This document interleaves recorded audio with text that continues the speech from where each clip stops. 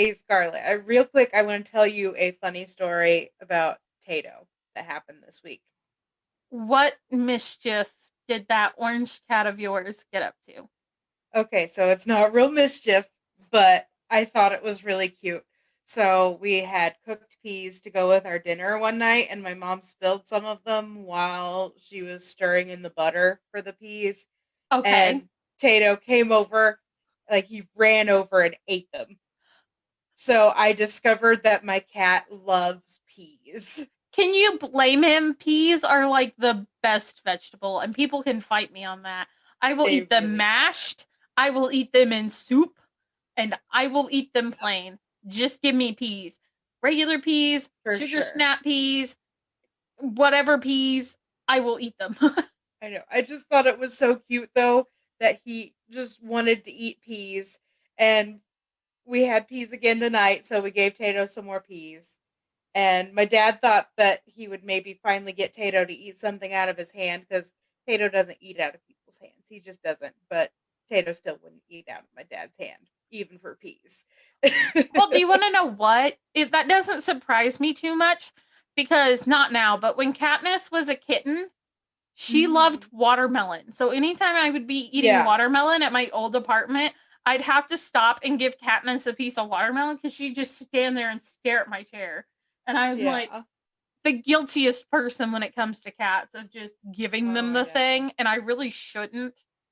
But it's usually stuff I know won't hurt them. Like watermelon's not going to hurt a cat. Yeah, it's good for cats. Exactly. I looked it up before I let him eat the peas.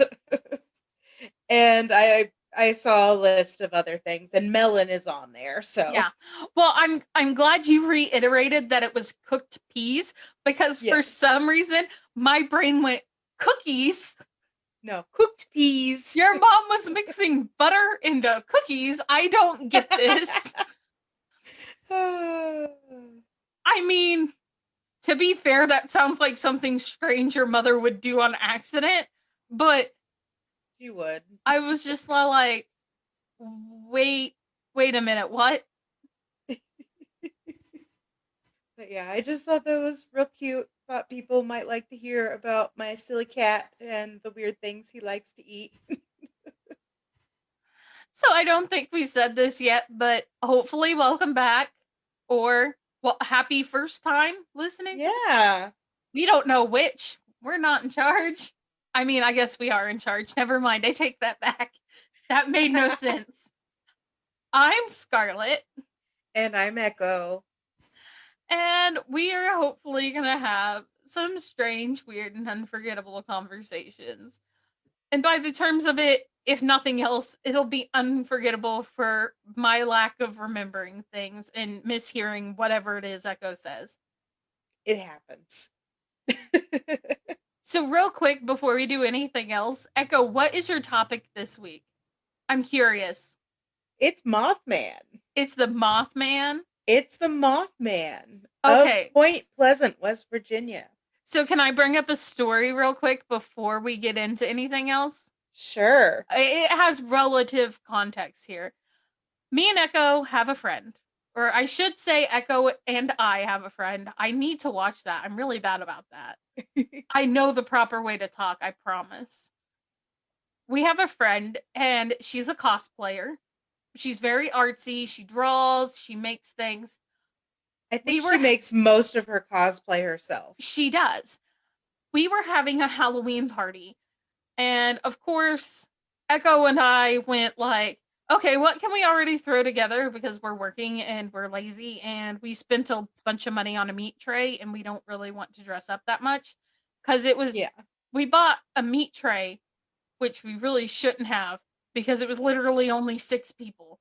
So it made 0 sense, but we did it anyway.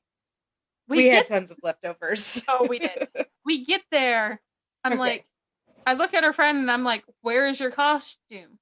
And she's all like, oh, I don't want to wear it the whole time. And I'm like, what do you mean you don't want to wear it the whole time? You've told me you've been working on this forever and you wouldn't tell me what it is. And she disappears and goes to get into her costume. And I kid you guys not, our friend got a blackout suit that had red eyes, like a full body blackout suit and made a Mothman costume. It was the most gorgeous costume I had ever seen. It was beyond beautiful. And if I can get a hold of her or find a picture of it or see if she has a picture, I'm going to hopefully put that on Instagram if she'll let us. But it was wonderful. I really almost wanted to take her out in public and scare people. It was that great. Oh, it would have been so beautiful if she'd let us lead her around the streets. I mean, to be fair, it was weird enough me wearing a sushi roll costume because I was lazy, which was literally just a white t-shirt with a green band and a pillow on my back that looked like a piece of salmon because I was lazy. And it was really cute though. It was. Well, I made a headband too that looked like wasabi and, ginger, but yeah. Then Echo decides, well, what can I be that's wonderful this year for Halloween? And literally comes out of her house in a yellow raincoat and goes, we need to go find a red balloon. I'm like, seriously? She's like, I'm Georgie. And I'm like, of course you are. You don't surprise me at all. I really, really enjoyed that costume. It would have only been made better if I had done some amateur SFX and rolled up the sleeve of the raincoat and made my arm stick in it so it was just my elbow, and if I put cotton balls and spirit gum and fake blood and all that stuff on there, it would have been so much better if I'd have just given myself one arm. Oh my gosh. Maybe another year. There's always more Halloweens. Remind me, were you wearing rain boots with that costume? I don't think I did because I don't think I had any yellow rain boots or green rain boots. Okay. Because for some reason, my brain went to, I think she was wearing rain boots, but I think the only reason I thought that is because I know you own rain boots. Yeah, I've got a couple pairs, but they don't fit well. Okay, so before we get into the main topic, I think we should tell them about a true crime podcast. What do you think? Ooh, let's do. Okay. Well, you know what? I have an even better idea. Let's let the hosts of that true crime podcast tell them themselves. Let's do that. Hi, this is Molly. And Cody, the hosts of Over the Fence True Crime Podcast. Please join us as we talk about true crime in the most normal place in the world. Over the fence. To be specific, over our backyard fence. We're both moms of humans and of dogs. We live directly next door to each other and share many conversations about life and family, but mostly true crime, over our backyard fence. And we invite you to come learn more about true crime and, well, us. We give a lot of attention to California true crime, but have ventured throughout the U.S. and even across the pond and plan to continue our world domination in the near future. Listen to us wherever you listen to your podcasts, or give us a follow on Instagram at overthefence_podcast. So grab a drink and talk with us. Over the fence. Okay, so before we get started talking about the Mothman, I wanted to ask you your thoughts on good and evil as it relates to human nature. Is there a reason? Yes, but I guess it really doesn't matter. Because at the end, I'm going to make an argument that the Mothman isn't as bad as everybody seems to think he is. So I think that as far as human nature goes, I think that most the time, everybody is born with equal parts, very neutral. And I feel like it's events or nurture, things like that cause people to go one way or the other. Because there is a study where they take brain scans of two different types of people, and the people more likely to commit violent crimes. And I'm just saying that as a more likely standpoint. Yeah. Their brain scans, because a lot of them didn't receive a lot of nurturing environment they grew up in, wasn't very well, light up differently than other people's brain scans. And so the areas that light up on them more is the innate area that causes the fight or flight response. So those people are more likely to act out in that specific type of way. So Okay. I really believe, as far as human nature, because that's how you stated it, that I think it just depends. Everybody is born, I think, with the potential to do either. Yeah. And you can argue that genetics kind of plays a role in that, because certain things, and as we're learning more as humankind about genetics in general, now they're saying, depression and anxiety can be linked to genetics and things like that. So you can Yep. argue that genetics do have a play in that, which I'm sure they do. So it Yeah. might make it lean more one way or the other.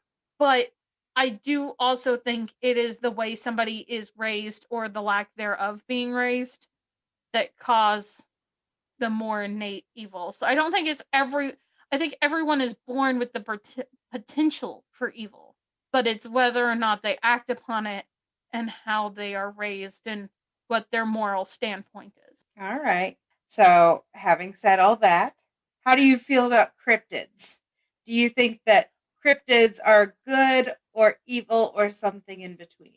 Well, I think the thing we would have to compare most of them to, and I say most being because some are said to be, half human or whatever, Yeah. you have to lean more towards the animal aspect of that. And I don't think there's innate evil in animals. Yeah. I think it's just, if we were all out in the wild, life would be completely different, Yeah. you know? So saying something is evil just because it falls into a category, I don't necessarily believe cryptids are evil. Yeah. I think it's the way they are. You know what Yeah. I mean? Like, I don't think they're good or evil or whatever. I just think, what is the word I am looking for? Well, it's as if you would put it, it's in the human nature to do this thing. Yeah. It's in the cryptid nature to do that thing. Yeah. So I don't think you can say, oh, they're evil, because for the most part, I don't think a lot of them do things for the purpose of, messing with humans or whatever. Yeah. Yeah. I'm kind of with you on that there. I think like it depends on the cryptid, and it depends on the lore surrounding them, on like what they've been seen doing, if they've been sighted, and like the kind of things that they seem to have been accused of. Well, yeah, and again, it comes down to, it's all up to human interpretation. Yeah. We as people with, cognitive brains and all this other stuff, we look at something and we want it to have a reason, and we want to say it's doing something for reason A, even Mhm. if it's just doing that something because it's part of what it naturally does. Yeah. Nobody is out there catching cryptids and keeping them as pets like cats, so we can't say, Yeah. now if the cat jumps up on the table and knocks the cup off, I'm going to say they're doing it to be an asshole. But to be fair, the cat's been living in the house for, 3 years or whatever. Yeah. The cat's probably just bored. I don't have a Mothman living in my attic, so I don't know what he would do. You know what I mean? Yeah. Like, The Mothman would totally knock your cup off the table too. I'm just gonna say that right now. don't But make me get the bug zapper. Anyway, whether cryptids exist or not, folklore about them and people who believe in them sometimes theorize on the creature's motive and intentions. And Say that word again. what? You said theorize. See, Yeah. that's the point. Yeah. It's theorizing. Yeah, we as people like to theorize about stuff. Exactly. It's in the human nature, I think, to look for a deeper meaning into things when it just could simply be subject A does this thing because it can, For sure. Not But yeah. not subject A does this thing because it innately hates human beings and all this other stuff. Yeah. But yeah. And if cryptids are real, I believe that just like humans, they exist along a spectrum of good and evil, just like we do.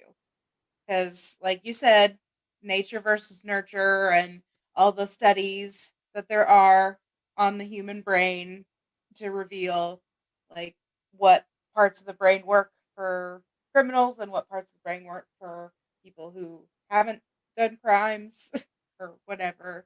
Yeah, that's really neat. We'll have to get into that at some point. And I'll Yeah. have to show you it and maybe put it on the Instagram, the actual brain scans that I had seen at that Yeah, that'd be cool. at that meeting I was at, because it is interesting, and it's not all of them. I think we should say that, but Yeah.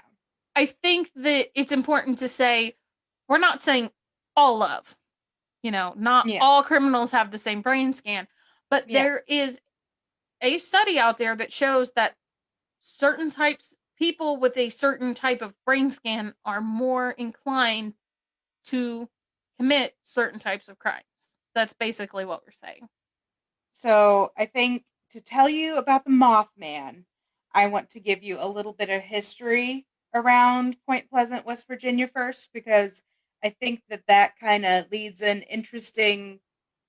Sorry, Take Me Home, Take Me Home Country Roads started playing in my head when you said West Virginia, and I don't know Yep. why. I think I should blame Neebs Gaming because I've been watching their stuff lately, and they did a cover of that song. Nice. For playing Fallout 4, but I completely broke off the podcast again. Yeah, you broke me. You just saw you singing silently, and I was like, "Oh, what is going on here?" That's okay. This is on topic. Earlier today, I kind of knew Echo was doing the Mothman. It's just we had talked about it the other day because we wanted to map out stuff for Christmas, and I didn't want to pull something she'd already pulled. Yeah. And as soon as she told me Mothman, for some reason, there was this thing that used to be on the internet where they took Mothman and put it to the tune of YMCA. So I was walking Yes. around singing that this afternoon when I got home from work while I was making brownies. So you're all welcome for that insight of what I do after work. It's beautiful. So beautiful. But yeah, I think some West Virginia history will bring an interesting kind of aspect to the theories behind why the Mothman exists. Point Pleasant, West Virginia sits at the confluence of the Ohio and Kanawha rivers, and in this documentary that I watched called The Mothman of Point Pleasant, it says that the local indigenous peoples, such as the Shawnee and Mingo tribes, tended to avoid the area because it was believed that land that stands where waters converge is bad luck, but nevertheless, that land was in their territory. So when Colonel Andrew Lewis established Camp Point Pleasant around 1774, the Shawnee and Mingo tribe warriors, led by Shawnee Chief Cornstalk, set out to stop the colonies from invading their lands. And although the forces on both sides were fairly equal, the indigenous warriors were really no match for the colonial muskets. Because white people suck. They should have just gave them the cursed land. I mean, here, you can have this part, just leave our part alone. And after this battle, that's basically what kind of ends up happening. They just really did not want us stupid white people coming in and taking over their territory. They didn't want them to go any further into their territory than they already were in. Well, and back then, to be along waterways waterways basically, because that was a big means of transportation. Yeah. So it would make sense if that was specifically the land they wanted. Yeah. I mean, it was just their territory as far as I understood it, and they just didn't want the colonists to move any further into their lands. Which is understandable. I mean, they for were sure here first, if we're going to be technical. Yeah. Again, white people suck. We're trying to get better, but white people have historically sucked. So anyway, even though the indigenous warriors and the colonists were evenly matched as far as manpower, they couldn't stand up against the muskets. So the fatalities on the colonial side reached about 140 men, and the indigenous warriors lost at least twice that amount. And this was the Battle of Point Pleasant. So then on November 7th, 1777, Chief Cornstalk returned to Point Pleasant to attempt to make peace with the settlers. He was bringing them word that the British were trying to coerce the indigenous tribes into attacking colonies that were not like falling in line with what they wanted. And he didn't want anything to do with that war. So he brought with him another chieftain named Red Hawk, and I'm assuming another one of their, probably one of their warriors. That they all went to the settlement and were trying to like make peace and bringing them like a warning, basically, and that he wanted to tell the colonists that he didn't want to fight with the British side over their side. And so for his troubles, the colonists basically took him and the other chieftain and their warrior hostage. And the colonists did this in hope that having Chief Cornstalk and the others as captives would deter the other tribes from attacking their settlement, and for a time that did work. Cornstalk and his men were apparently treated very well. They were given comfortable living quarters, and while they were there, Cornstalk helped his captors with like strategy and mapping out different things that were along the river. And so I also read somewhere, I think it was, gosh, I can't remember the source now. Shame on me. I should have written it down. But there was a website about haunted history, I think. And I guess according to that, some people speculated that if in the beginning Cornstalk was like okay with being captive, like it was like a voluntary thing, perhaps, since he was still helping them. Was there something you were going to say? No, I was thinking because Okay. I feel like I've heard stories where that was a case, where Native American, I could be wrong, Mm-hmm. but I feel like I've heard stories where that was the case, or at least speculated to be the case, where they would get captured in order to negotiate things. Yeah. Because sometimes that worked better. Yeah. Than other things. Because Cornstalk really did want peace. And, I mean, it was nice of him to continue helping us, even though, you know, they were clearly being rude, like old-timey white people do. I love how you keep putting it that way, by the way. I know. It's like you're on something tonight. You're just so like, them old-timey people. I know. Fucking colonizers. Let's put it this way. Could you imagine like YouTube and like the internet community being a thing back then? The amount of memes and things that would have came from that. Yeah, absolutely. But anyway, so on November 9th, so that's like 2 days after that, after Chief Cornstalk was taken captive, his son came to the fort to see his father and was also taken prisoner.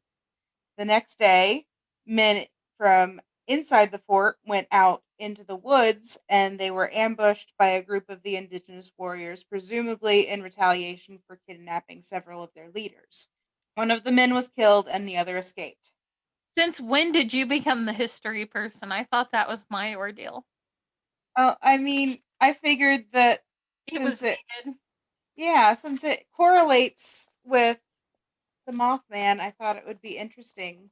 So one of the differences between me and Echo recording is that you lovely listeners get to hear her turn the pages in her notebook, because she actually handwrites all of her notes, unlike me, who uses a tablet so that I can stay focused. Yep. Hopefully it's not too distracting for you guys. It's really not that bad. So please tell me that them being captured ends in a happy story, because if not, I'm going to be like a tiny bit upset. It is not a happy story. I had a feeling. Okay. So, the soldiers at Point Pleasant were pretty furious about the attack, and going against orders, they burst into Chief Cornstalk's cabin where he and his men were kept, and unfortunately, Cornstalk's son was shot dead where he sat. The other chieftain, Red Hawk, tried to escape through the chimney but was pulled back down and slaughtered. The third tribe member was then strangled to death, and Chief Cornstalk himself was shot 8 times before he fell. That's just disheartening. I mean, I know it was different times, and I guess I could kind of see, you know, I think I see why it was done. I'm not saying what they did was right, because it definitely wasn't. It was so wrong. But back then, I think people were more inclined to go against orders if they necessarily believed what they were doing was right, which it definitely wasn't. That whole eye for an eye mentality is ridiculous. But because like Chief Cornstalk obviously had nothing to do with that attack. He didn't say, "Oh, hey, if I'm not back within so many days, come attack this fort." Exactly. And he was trying to be helpful to both sides. It sounds like he was trying to come up with the best plan, a compromise, so that even though neither one gets exactly what they want, there could be peace, is mainly what it sounds like. And it sounds like they just took that from everyone. Yeah. So, because they basically betrayed his trust that he put in them, he laid a 200-year curse upon the land and the settler. Yeah, well deserved. On the land and the settlers that was supposed to last for 200 years. And so that's why I believe that it's possible that Chief Cornstalk's curse could have either summoned or created the Mothman. You know, well, I was going to say it's surprising, but I don't find it that surprising. A lot of American folklore or cryptids in general seem to stem from Native American culture. Yeah. Which is very interesting. It is, and I think it's wonderful. But anyway, so on 4 occasions between 1913 and 1937, the Ohio River flooded Point Pleasant, causing thousands and thousands of dollars in damages and an untold number of deaths. And in the early part of the 20th century, there began to be reports of a huge birdman that were coming out anytime these disasters would occur, and this is over 50 years before the Mothman encounters of 1960. So, like, Mothman! Yeah, Mothman was being talked about as like a huge bird man way before it became popularized in the 60s. Well, to be fair, a giant creature that could look like a moth could probably also look like a bird if it's not something you've ever seen before. Yeah. And I mean, a lot of the times whenever they see this thing, it's dark out, so you can't really get too good of a look at it. Well, and who's going to get that close to it? I mean, who's on purpose? Who's going to get that close I mean, on purpose? Nowadays, anybody with a smartphone. But yeah, back then, I'm pretty sure the gist was, if you don't know what it is, don't get near it. Which is the smart thing to do. Yeah. So there was a professor named James Jones that documented multiple sightings of this Birdman in his book called Haunted Valley and More Folklore or Folk Tales of Appalachia. And the sightings that he was documenting date back to 1914. It was described as a large bird with the head of a man and at least a dozen feet wingspan. So at least a 12-foot wingspan, um, covered in dark reddish feathers. And these sightings continued until 1940, where uh, which were reported by motorists who drove down along the Ohio River near Point Pleasant. Each sighting would occur before a tragic occurrence. I was getting ready to ask you about that. Yeah. Because I thought that was a big thing with this specific, Yeah. So one such sighting was believed to be correlated with the worst coal mining disaster in American history in 1907 that took the lives of 310 miners. Or there was a tornado that killed 150 people in 1944 after a Mothman sighting. So the new Birdman sightings began in the 1960s. On November 1st, 1966, a National Guardsman claimed to have seen a brown half bird, half man perched in a tree. And less than 2 weeks later, another sighting happened 80 miles east of Point Pleasant. On November 11th, 1966, 4 men were digging a grave late in the evening, so just before dark, where they claimed to see a flying man, and it is said to be the first actual Mothman sighting to take place before the sightings in Point Pleasant, because it happened like 30 miles away. You don't know how hard I had to fight the urge to sing the song from Crank Gameplays, which I really need to quit bringing up YouTube, but Yeah, I can't right now, for sure. where he starts singing about digging himself a grave. Yep. That's my favorite. This is my favorite Eve song. YouTube has put songs in my head that shouldn't exist. There's a song about the plague. There's the YMCA Mothman thing. There's that one. There's the disclaimer song that's never going to leave my head. But the Dance of Italy song. Anyway, back to the Mothman, because he's what's important here, not my brain. Yes. So, on November 15th of 1966, two young couples that were together in their car, Roger and Linda Scarberry and Steve and Mary Mallet, told police that they saw a large gray creature with glowing red eyes. They described it as a flying man with a 10-foot wingspan, and they saw it just outside of Point Pleasant at a former World War II munitions plant that they call like the TNT zone, I think. And that's because like they manufactured like TNT and other munitions there. On another note regarding that, Linda Scarberry, she also claims to have seen the Mothman 18 other times, including once near her home in her yard. She watched it out of the window for at least several minutes, and this was also in that Mothman of Point Pleasant documentary. She started feeling like the Mothman wanted to communicate with her, but didn't know how. So, I mean, well, then that would be fantastic if that was true. Like, it would be lovely if the Mothman just wanted to tell us some secrets of the universe, but just doesn't know how to approach people. That just sounds precious. That sounds like the world's biggest case of anxiety. Yes. Second only to my own. You went there. I did.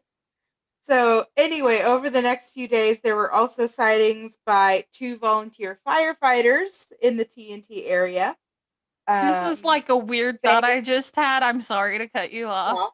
But you keep talking about all these people that had seen the Mothman, and then you said firefighters, and my brain automatically went to, they should make a calendar with everyone's picture who's seen the Mothman as a month.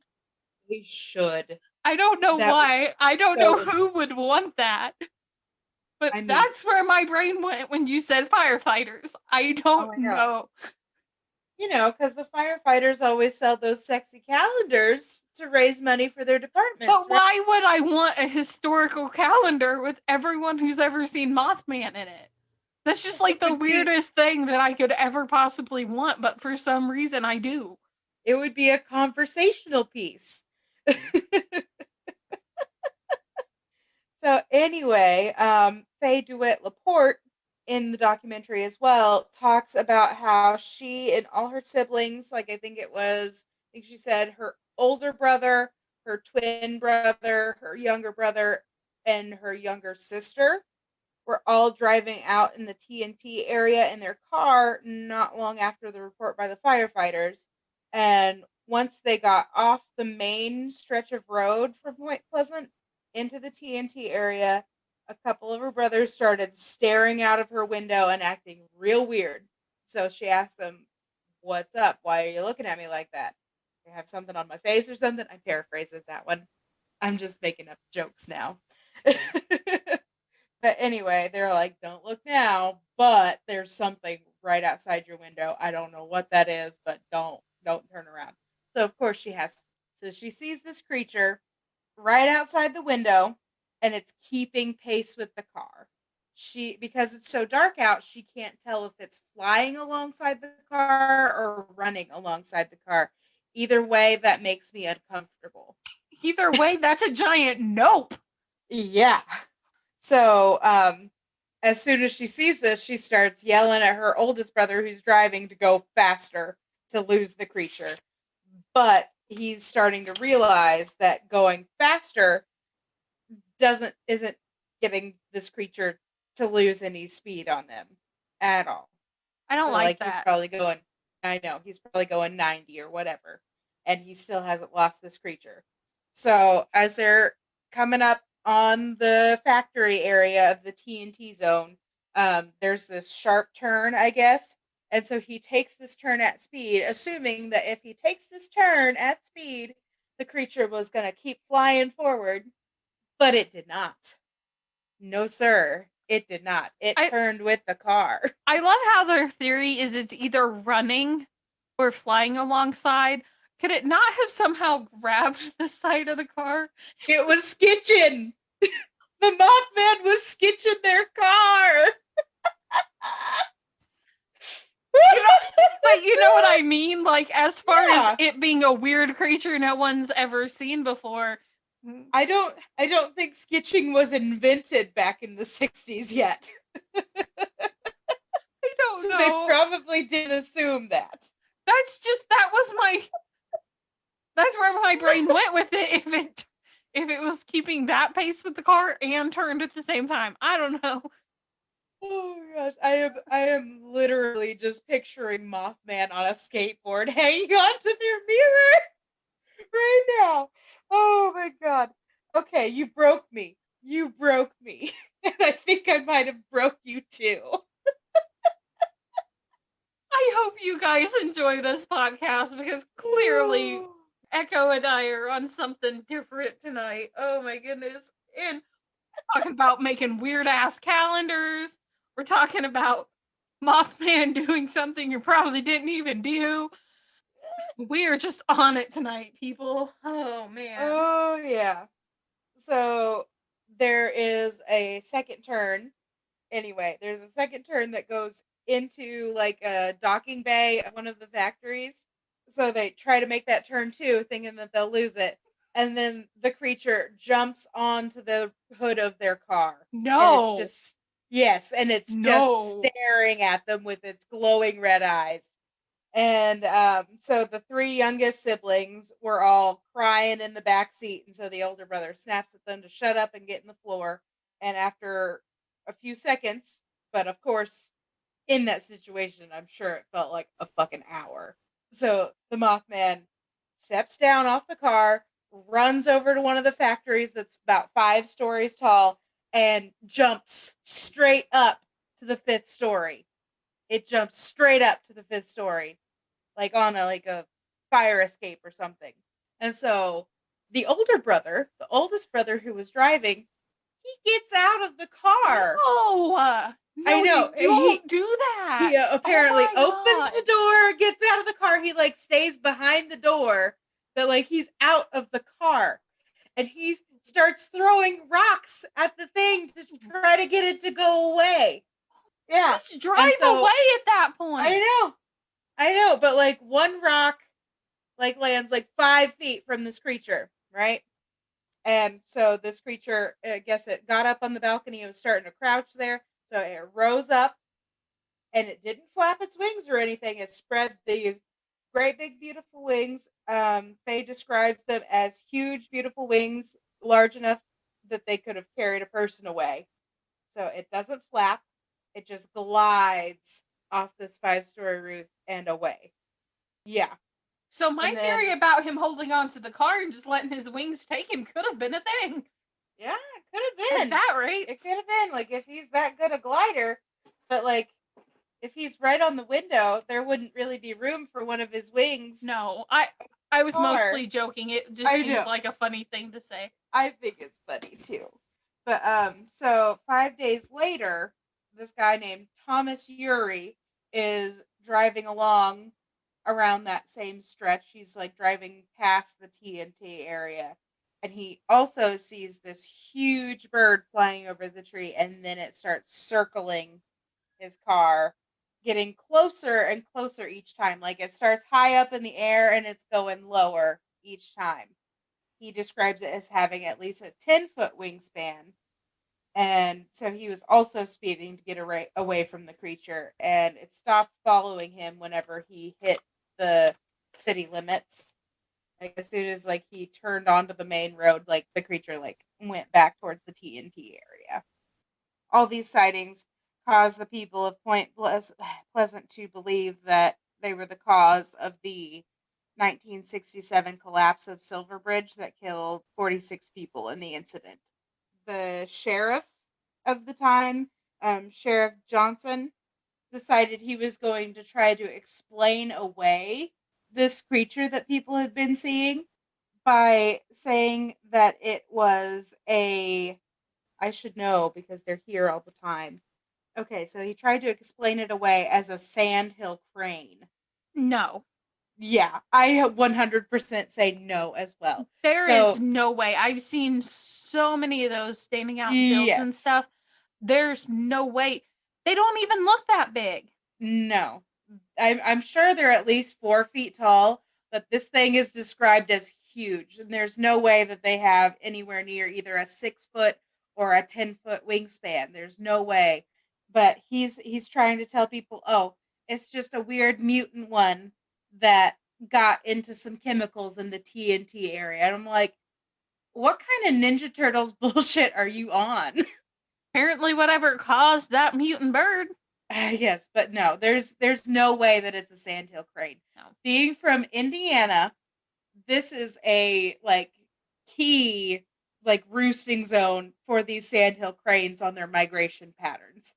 Every summer, they're in every field, they're everywhere. So we have seen plenty of them, and like even if it's not something that somebody was used to seeing, there's honestly no way. There's no way, even in the dark.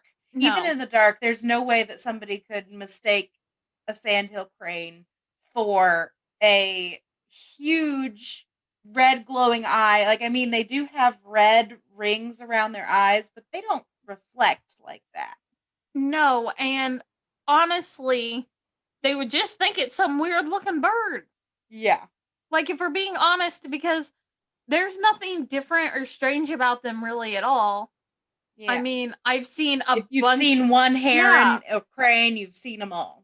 Well, I'm just saying, like, in general, I mean, trying to explain that as any bird that's local to the area is, like, the most stupid thing you could do. The smarter thing to do would have been to try to pick something that could have accidentally ended up in the area, but even then, how often have people in positions of power tried to explain things away? Yeah. It doesn't work.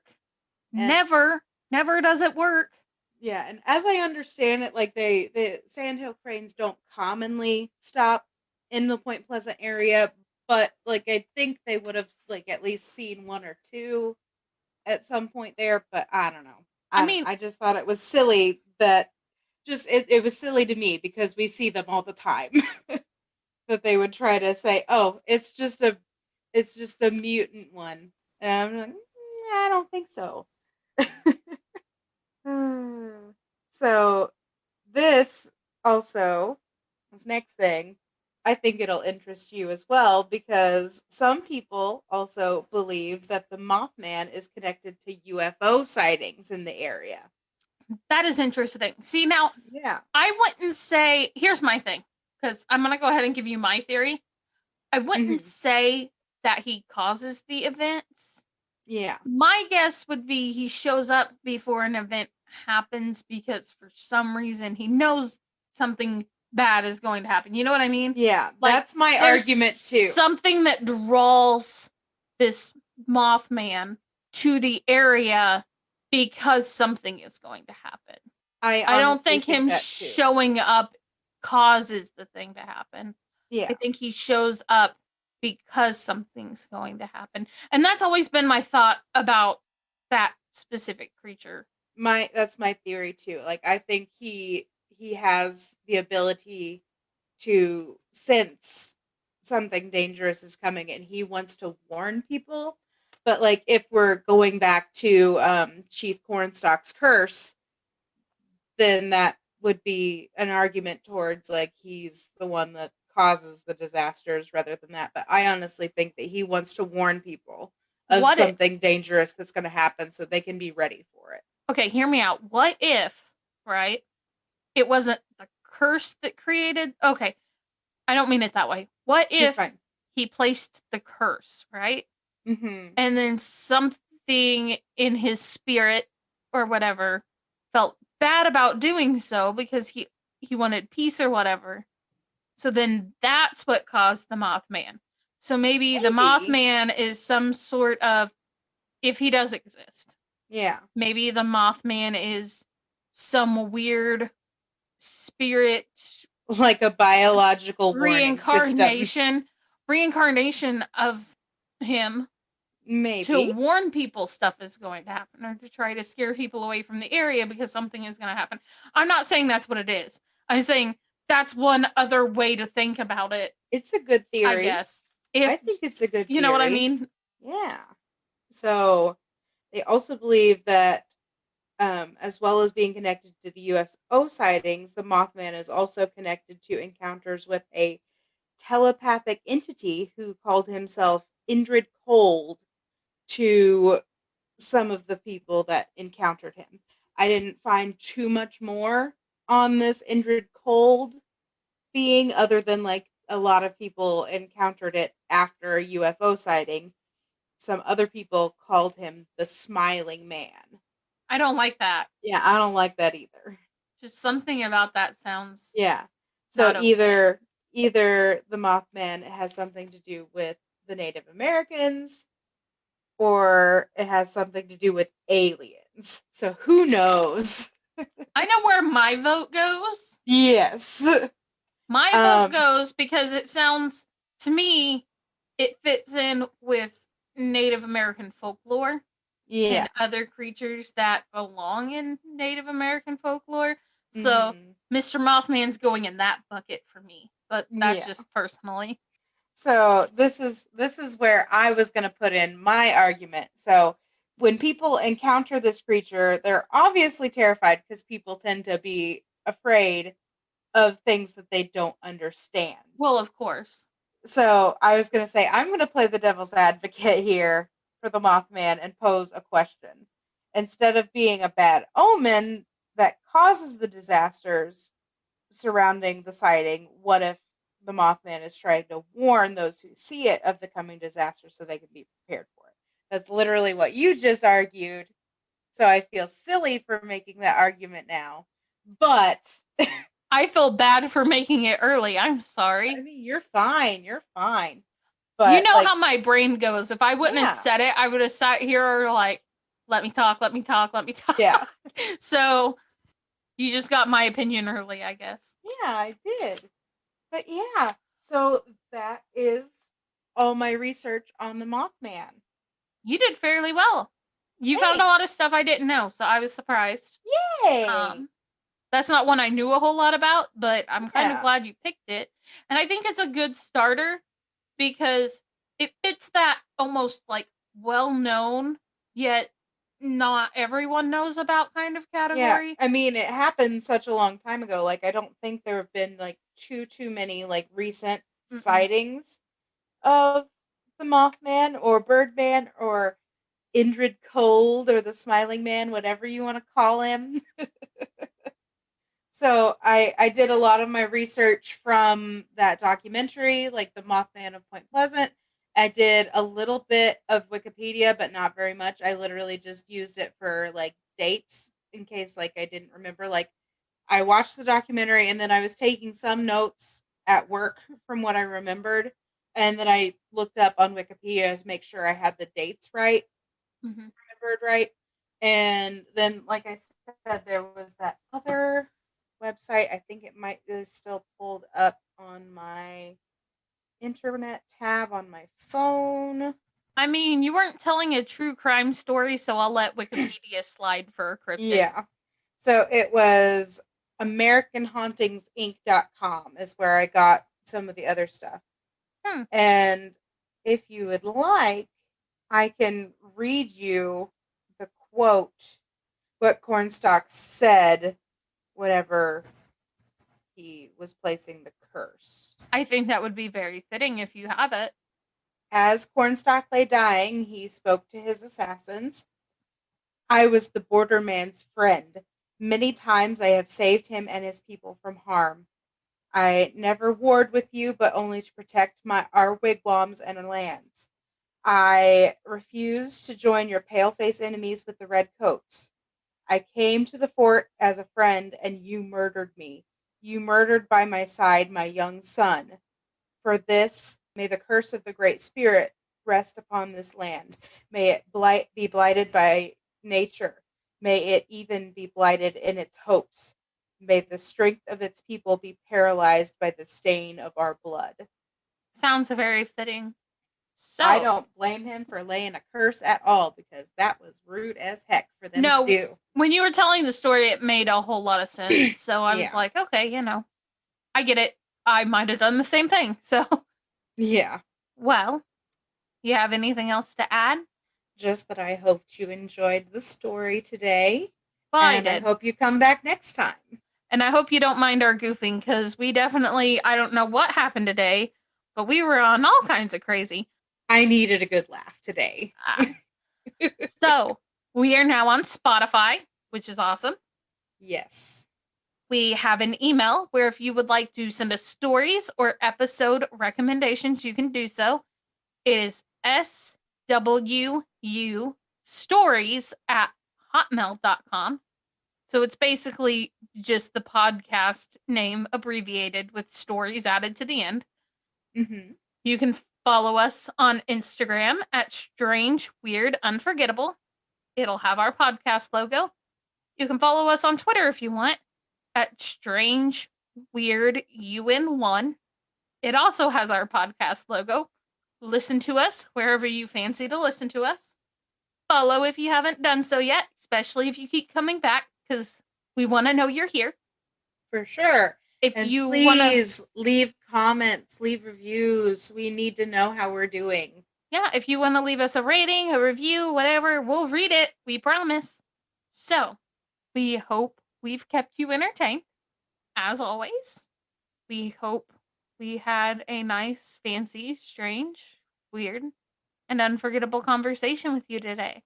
Bye. Bye.